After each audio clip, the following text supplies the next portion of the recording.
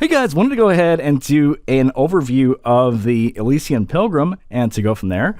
So what I'm going to do is basically, I'm going to just, first of all, I'm going to get some notes on the screen. Please note that whatever is in the notes is actually a little bit different from the video. So kind of want to go from there.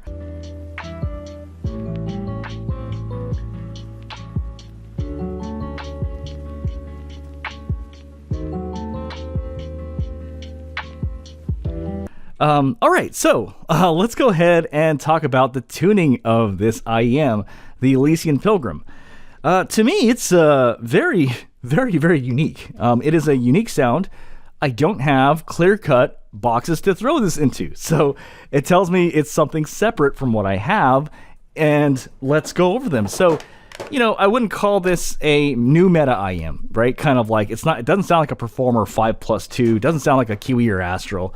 I wouldn't call it like a warm IEM per se, though it has warm tendencies, but it's not basically warm poo peddler IEMs either. So it's not in this category either. It's not in the, you know, hellish bright or bright neutral box either. I wouldn't put that in here as well. It's not in the, you know, I wouldn't put it in the neutral box. Nothing neutral about it. And I certainly wouldn't put it in the, like, where it's a unique sound. What I can say is that this is true. If you look at the graphs and you compare it to Jazir Defiant, they are kind of close from beginning to right about the half, like right about there. And so basically what I'm trying to say is they have some mids and bass in common, but then things start changing quite differently towards the tail end, like right about here. But I could hear it. I was listening to it, I'm like, dude, that kind of has some of the good things about the Defiant. You know, it has some of the vocals. It reminds me of Defiant, but then it starts being drastically different around. I would say the upper highs. But in general, what I also find is that the way they handle sibilance and harsh instruments, this is a much more smoother, much smoother than Defiant. So I'm not saying this is Defiant. What I am saying, 100%, is I don't have another IEM that sounds like this, and that's a good thing. You want that. You want an IEM that's unique, and it is unique. It's not like, you know, I listen to like a $20, you know, IEM from whatever, and I'm like, oh, I can name like 40 other IEMs that sound like that. You know what I mean? This is like an IEM where like, that sounds like itself. It's unique. Okay, so in terms of bass, I'm gonna go and give this a grade of B+. I didn't feel like giving it a straight A, and what I'm starting to realize is that, at least based on preferences, I prefer a little bit more sub bass, you know what I mean? A little bit more impactful sub bass. So I find that a lot of the IEMs I like, they have a little bit more sub bass. But in terms of rating, I would actually rank this around correct. But I actually do prefer a little bit more than that for my own personal tastes. Okay, next thing I want to talk about is female vocals. Female vocals, I kept writing this over and over and over. High confidence A. High confidence A. So what that means is basically, when I was listening to it, I'm like, dude, this sounds great. This sounds freaking great. It's not just good, it's great. And I know people are like, what does that mean? So it's basically three things I want to say here that make vocals great and are a category of A. The first is, it doesn't sound like their voice is not like thin or super high pitched or like nasal or synthetic or plastic is sounding or like grainy or, you know, it's like perfect, almost perfect the way they sound. The second is, and this is more subjective, I like it when their voice sounds like it's coming from like an expensive microphone. Like it sounds nice and full bodied. It doesn't sound like a cheap USB thin sounding mic, which a lot of like crappier IEMs, you can tell like it just sounds like a crappy mic.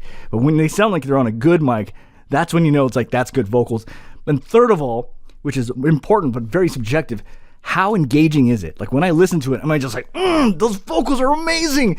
You know, because there's some IEMs where the vocals will sound correct and it'll sound like a really good microphone, and it's just like, but it doesn't move you. You know what I mean? It's like, it's like a singer, you know, like they have a really good mic and they have a really pretty voice, but they can't sing worth shit. You know what I mean? It's kind of like that. Like that third area is like, how engaging is it?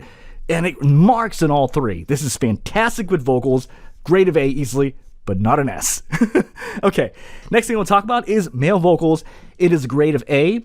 If you look at my notes, you're going to see the journey on how I got there. It wasn't an A right away. I had to, basically what happened, long story short, this IEM is an ohms of 9, and it was actually distorting on my Moto M2. And so I had to go through all these things to figure out what the hell is going on here. And eventually I discovered, there's a couple ways I figured things out.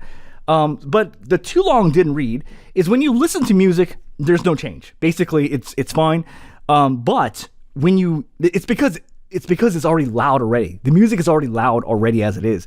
But when you use a microphone and you wear this, which is what I do to hear my own voice, what happens is this IEM, because it's lower ohms, what happens is if you raise the headphone gain, you know what, screw it, just read the notes. This is I don't want to take too long to talk about it, but the too long did read is eventually as I began to have it correct, I'm like, oh wow, this does sound good, and I'm going to give it a grade of A for male vocals.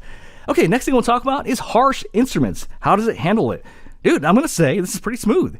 So what I did was I wanted to see like how many times do I got to kind of drop the volume down until it starts getting, when it's really, really harsh. And overall, it handled itself pretty well. Like you just do it once, you're good. And it's not like, what I don't like, and this is important, is sometimes you have IEMs where you'll lower the volume down so much and then like the vocals suffer because you like dropped it so much and you can't even hear the song. This is not like that. You just need to drop it just a little bit and it still maintains the integrity of the song. So I'm going to call this like pretty smooth.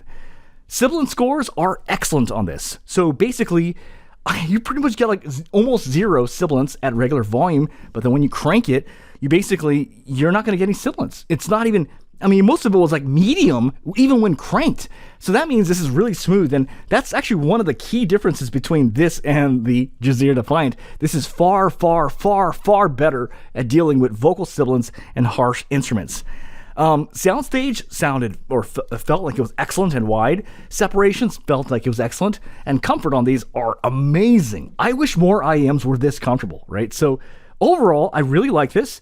It's a great IEM, and fortunately or fortunately, I don't know how to describe the sound of this to you because it is the tuning of this is a very unique IEM. I can't point it to another IEM, and that's a good thing. That's not a bad thing, I think. So that means this is a very unique sound. So that's all I want to say, and you guys have a great day. Goodbye.